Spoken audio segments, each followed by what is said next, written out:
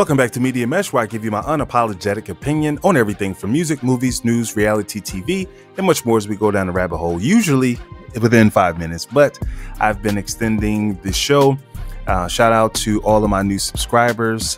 And if you are new to the channel, please like, share, and subscribe. I am sure you're going to enjoy rocking out with us here at Media Mesh. So here we have Mr. Tyler Perry himself coming out to the defense of the J community, as we'll call them. He says that they helped his studio grow, which hires more black people than most businesses in Hollywood. Now, both of those statements are true. On the one hand, you do have to understand that even if you're quote unquote independent, you do need the support of the J community on your side. And that's no surprise because, again, his claim to fame was being a big man dressed as a woman. So an effeminized black man is okay. You know, you can project those type of images. And then when you really look at some of the other films that he's made, you can see the narrative that's being pushed. He has had one positive movie with Idris Elba in there where, you know, the black man, but even again, you know, that was kind of shaky too. So I get it. On one hand, I'm imagining that he would probably say, well, you know, he's only catering to his audience. He's making what the people want to see. So is that a problem with him, or is it a problem with, I guess, the black community as a whole? Like, why do we want to see a man in a dress? I remember this whole debate with him and Spike Lee. That was a big thing because Spike Lee obviously is trying to make films that actually show a more balanced view of Black America. But at the same time, does that equate to money? So it depends on what your goal is. So if you want to reach a wide audience, you want mass appeal, which equals a massive amount of money, then, you know, you're not so hell-bent on making sure that the images that are projected are positive, that they really uplift the community. But nevertheless, he goes into how his mother worked for, you know, a J, and pretty much how she taught him about slavery and also about the other situation that took place. Well, but the thing that strikes me as odd is, number one, who asked you? Right? Where is this coming from? So the thing is, you at times are going to have to come out and represent for the hand, the hidden hand. Right? So he's allegedly, you know, out here bringing positivity. But is it really positivity, or you're told you better come up and say something? You want to keep what we're letting you have? We're letting you have a footing in this world of entertainment. And when called upon, we need you to step up. Just like with the whole jab situation. He came out, he knows he has an audience, he has a voice, and now you use that voice when needed. Long as you do what we need you to do, when we need you to do it, you're fine. We'll let you go on. So, I mean, no shade to Tyler Perry. I mean, obviously he's done what no other black man has ever done, which is ironic considering you've had Will Smith, you have Denzel Washington, all these different, Samuel Jackson, a list of successful black actors who just continued to just act in films instead of using their money to build a studio and a facility to make their own films. Now, granted, they do have some have production companies, but it's nothing on the level of Tyler Perry. So at the end of the day, while these are conversations and scenarios that play out in the black community, is this the best image we need to be projecting?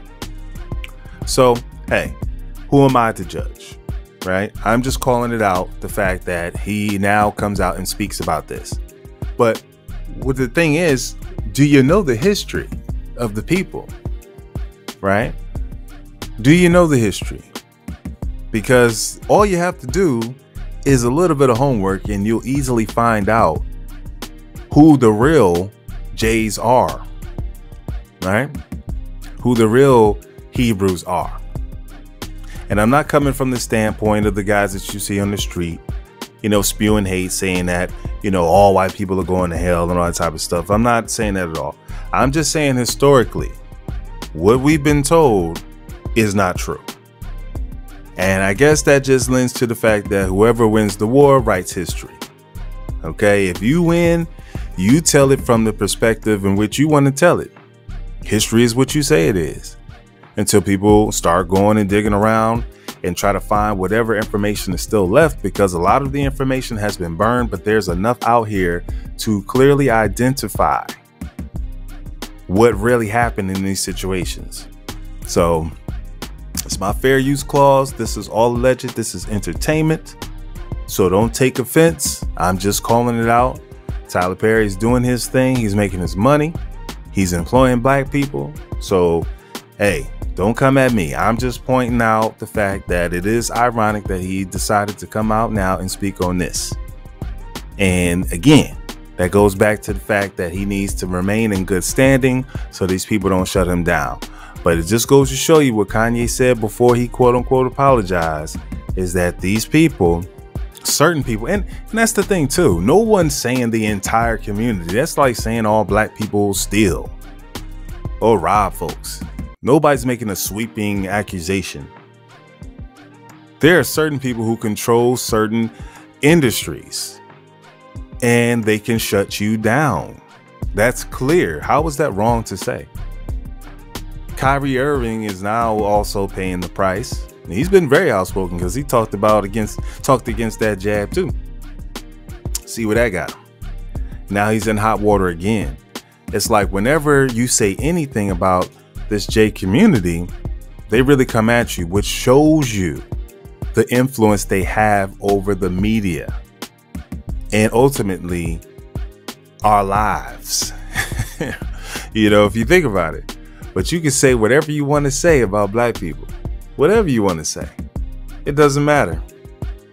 From the music to the movies, it doesn't matter, because the goal is not to build up the black community. That's no good. Empowering young black youth to actually disconnect themselves from this music, this narrative that's being pushed, and actually go after things that are more meaningful in life, to become doctors, lawyers, and to actually spend money in our own communities and build up our own. That's not the goal. So as long as you're making movies and music and things that's actually adding to the problem, you're fine. You will be rewarded handsomely. That's just how it goes. So it's up to us to stop participating in the foolishness.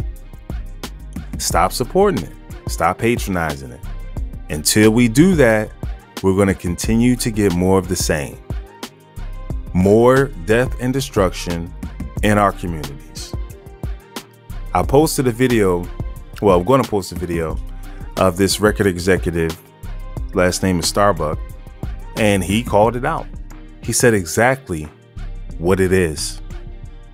So nothing changes until we change. So if we don't change, then we will continue to get more of the same. And then at that point, you can only blame yourself, because you see what it is. Even if you look at your own life, your own individual life, there's things that you know that must be changed. There's nobody coming from the sky to come help you change those things in which are in your hands to change. It's very simple, people. So until next time, peace, love.